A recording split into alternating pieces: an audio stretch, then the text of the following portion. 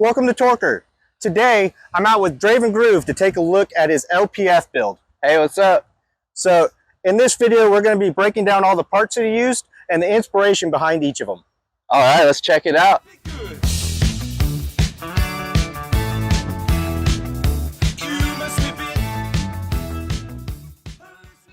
All right, so Groove, before we get into each part that you have on your bike, first, you've been riding it now for a few months. What do you think about the LP-F? I love it.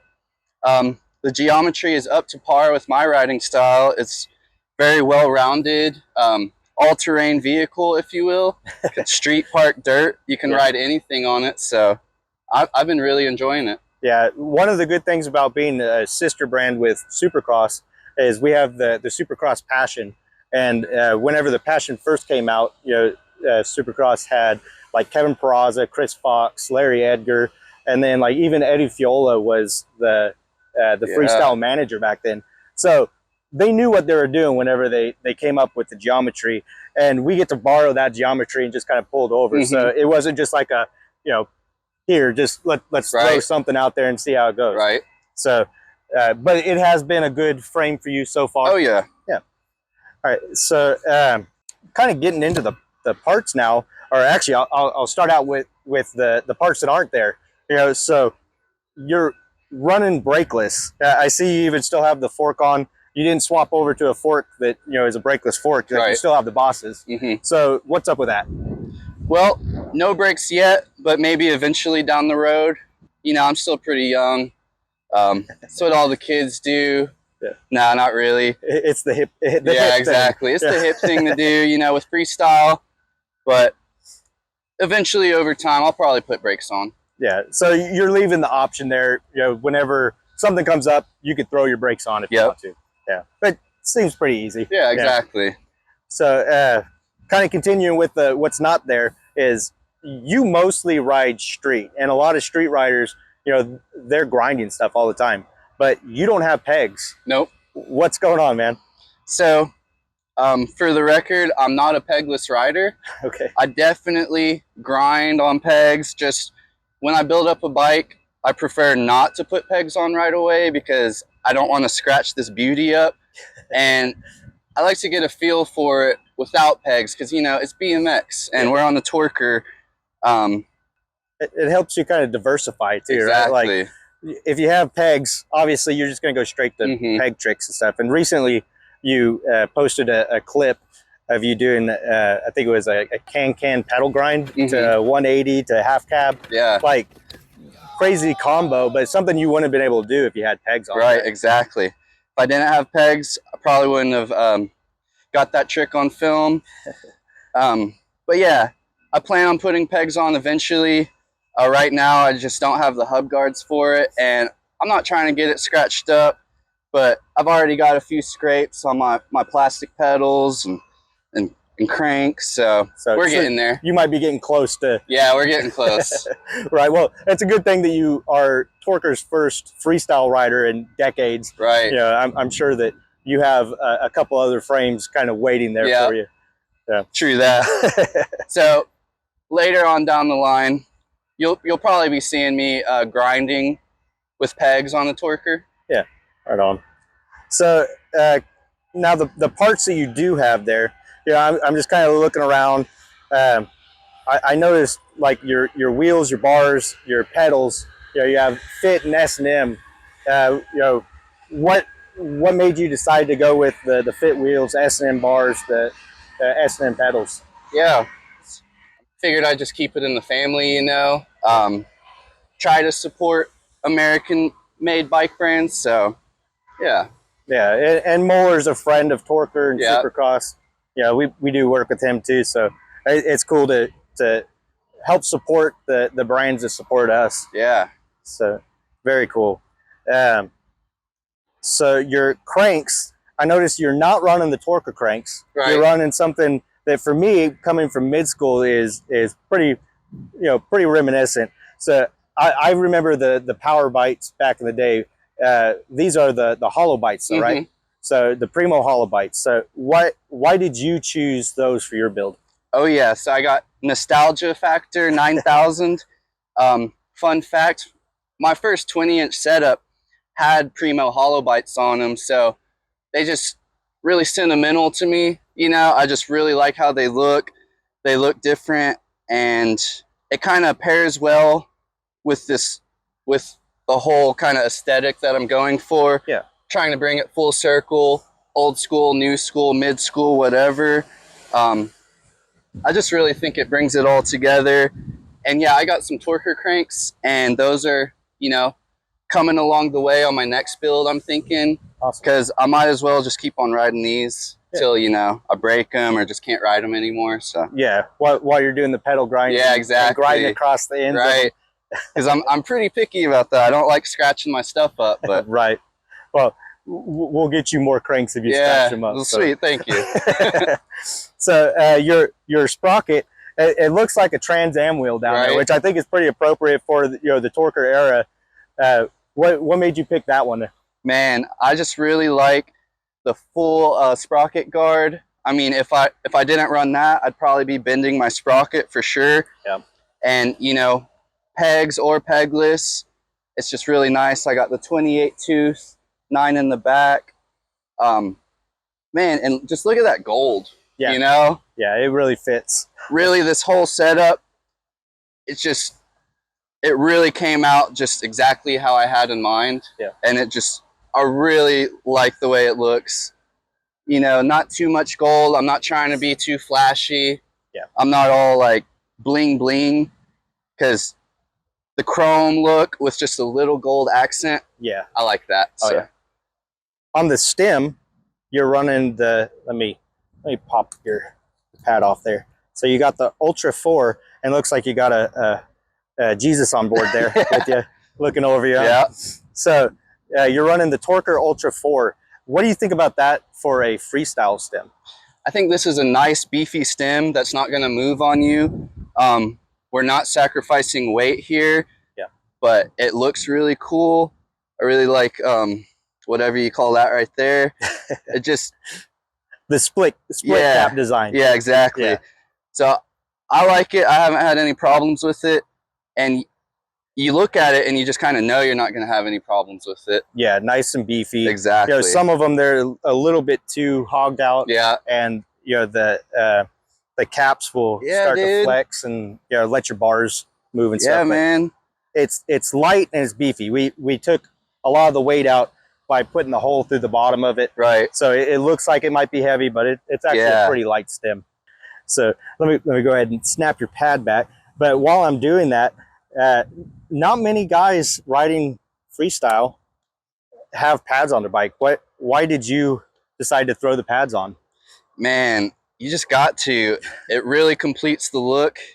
Kind of gives me some nostalgia. It makes me think of kind of why I got into this in the first place. And, you know, my dad's first bike was a Torker, and I'm sure he had these same pads way back when. So I just want to keep on rocking it.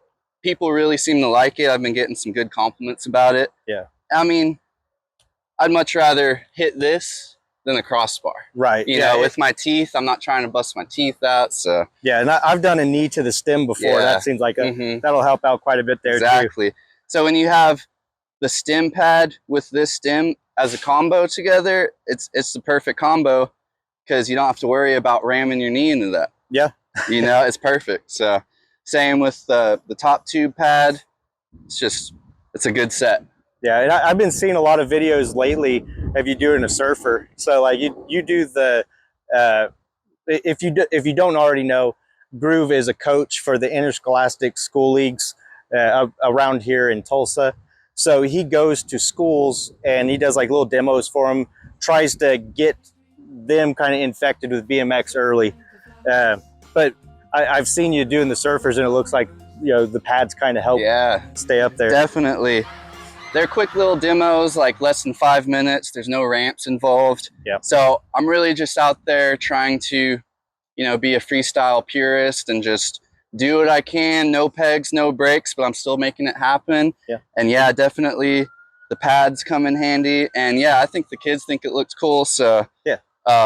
I think it looks cool. That's really all that matters. Right. Yeah, it's your build. It's supposed to inspire you also, not other riders. Right. It's supposed to inspire you. Yeah, but the shows are fun. Yeah. I love getting to do it, trying to recruit younger riders into the sport. That's all we can do, right? Yeah. Yeah. So I kind of brought up inspiration kind of leading into the next one. I see that you're running the Hoffman tires. Yeah. So why are you running Hoffman tires on your bike? Man, well, if you know, you know. If you don't know who Matt Hoffman is, then I hate to break it to you, but you should probably do your history research. Yeah. You know, one of the GOATs, especially in Oklahoma, but even more to you, if you've watched Groove's intro video, you know, he kind of tells the story of who he is and, you know, where he came from. But you grew up, you know, with your dad being, we're going to have to bleep this, but, you know, in the Evel Knievel tribute movie, you know, Johnny Knoxville and Matt are talking. Your dad is Matt's fuck it flag. Yeah. Is his official title. He's also the graphic designer. But so your family is pretty deep in with Hoffman. Oh yeah. Like you grew up with Matt, you grew up with your dad riding for him. Your son still rides a Hoffman. So yeah.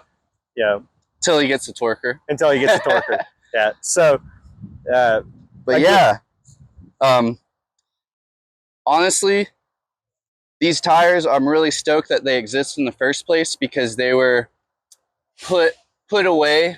The blueprints got put away in the 90s, and I had a part in bringing it to life and making a 2.35 size tire. Awesome. And I was like, yo, Matt, let's get a tire going. I saw the blueprint from the 90s. I really like that H-Star B pattern, and it's that directional tread pattern. I really like them. I've been a fan, had them for a while, so yeah. So you get to carry a little bit of your past over on to your future as you're kind of helping build the future for Torker. Exactly. That's awesome. All right, so I think we about covered all the parts. Yeah, I think I missed you. You have the ODI grips, which are BMX standard. You know, the great grips. You got the flashy white seat. But is there anything else about this build that's special to you that you want to point out? Oh yeah, getting on Torker, this is my first ever twin top tube frame. I've always just rode the singular tubing, but this is really nice. So I'm super stoked on it, and I think it's sick. I also got a quick release seat post, so I can literally lift that bad boy up super high. Nice for riding across town to different spots, huh? My dad would probably make fun of me for that, but you know, I really enjoy it because you don't always have to bust out the Allen wrench and adjust your seat. Oh yeah. I got my skull valve caps. I got that from a friend. Gotta have those. Yeah, exactly. Just, you know, last setup I had dice, now I got skulls. And yeah, the white seat, I've never had a white seat before either, so I find it fitting, you know, just suitable for first Torker, gonna go all out with it. Yeah. I'm gonna get a quick release seat post because I've never had one before. White seat, never had one before. Twin top tube, so it's a really special bike to me. Yeah, that's cool, man. So we've been out of the LP-F short for a while, and by the time you're watching this, they might already be out, but we're getting a very short run back. And you've heard like a lot of the frames that we have currently, a lot of those frames are going into the Torker vault, and so they'll be gone for a while. We might bring them back, we might not. So we're getting 25 more of the LP-F short back in stock. And like I said, it might already be in stock now. Go to torkerracing.com. If it's not there, click that button that says notify me when available, and you'll get an email as soon as it's there. But if it is there, grab it up fast because it'll go in the vault, and you might not have a chance to be able to get the LP-F with that side gusset looking like the traditional frame that started Torker into freestyle. Right. Whenever freestyle started in the very beginning with Bob Harrow on the LPX. That's right. So I think that's so cool because my dad's first bike was a Torker. Yep. Now I'm on Torker, and this is my first bike, so we're going full circle. Yep. All right. So what do you say we go and hit the park? We got the park behind us. Let's do it.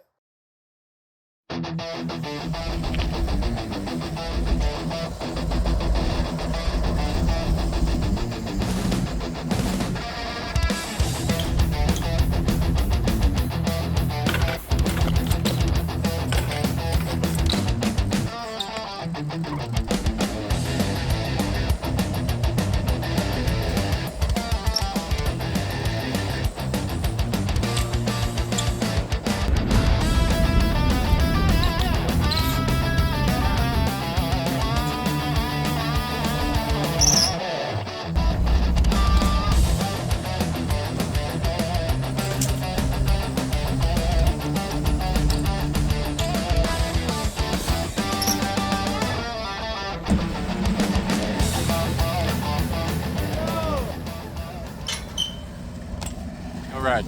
Really good. Right at the caboose. The caboose.